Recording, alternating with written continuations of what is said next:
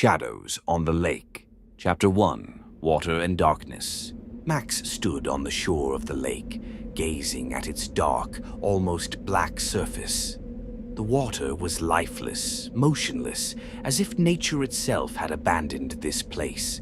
In his mind, the words of his father echoed once more, the same father who had always hidden the truth. But now that truth was revealed, and the world around him was changing. A heavy shadow of the past hung over him, something he couldn't understand until he had arrived here. This moment was final for him. He stood at the boundary between two worlds, the one he knew and the one that would be revealed to him. He realized that his life, its meaning, everything he had held in his hands no longer existed.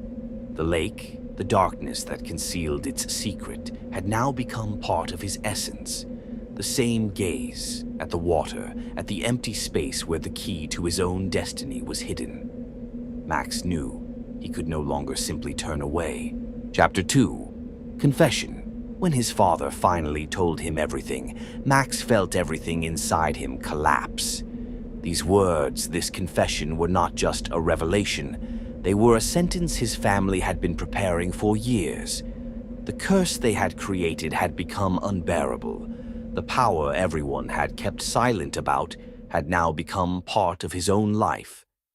And when his father handed Max an old diary in which all the victims and all the steps leading to this moment were recorded, Max understood that his ancestors, his family, were connected to this lake more than he could ever imagine. The lake was not just a place. It was a symbol of their duty, a duty they could not escape. Chapter 3. Meeting Alice. They found her. Alice was standing on a raft in the middle of the lake, her face showing neither pain nor joy. It was something more, not a person, but something that had now become part of this place. Her eyes no longer had the spark of life that Max remembered. Dark eyes, as if filled with the depths of the water itself. She was connected to the lake, to the evil it harbored. Max couldn't understand exactly what had happened, but one thing was clear. She was part of the curse. But what if it wasn't just a curse? What if she herself was the key? Chapter 4. Destruction or Salvation. At the moment, Max realized that this choice was not just a decision between saving Alice and destroying the curse, but also his own journey into the unknown. Everything changed. He was no longer standing before two paths. He was standing before the face of his future, the person he was meant to become. His family, his destiny, everything connected to this lake now hung by a thread. And then he made a decision. He would destroy the curse. He would break the circle that had ensnared everything around him, starting with his family and ending with this cursed lake. He knew it wouldn't be an easy choice, but he could no longer turn back. In his hands was not just power, but the opportunity to change everything. As soon as he began to break the seal, the water around him began to change. The lake started to dissipate like fog. The stones at the bottom began to crack.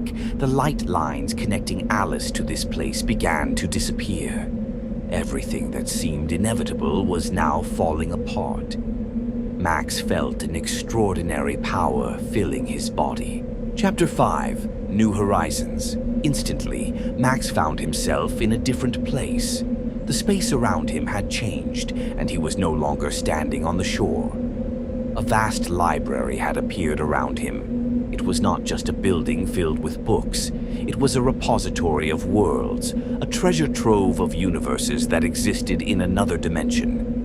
Max didn't understand how he had ended up here, but the feeling was clear. This was not just a space.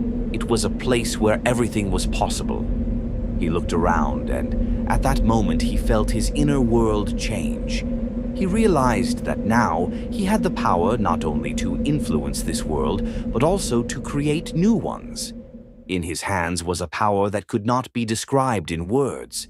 It was not just knowledge, but absolute freedom. The freedom to create, the freedom to destroy, the freedom to rewrite history. And then Alice appeared before him. She was no longer the person who stood on the raft. Now she was part of this space, part of a guiding force that also knew that the future was just beginning. Max understood that his choice was not the end, but only the beginning of a new path. A path where he could become whatever he wanted.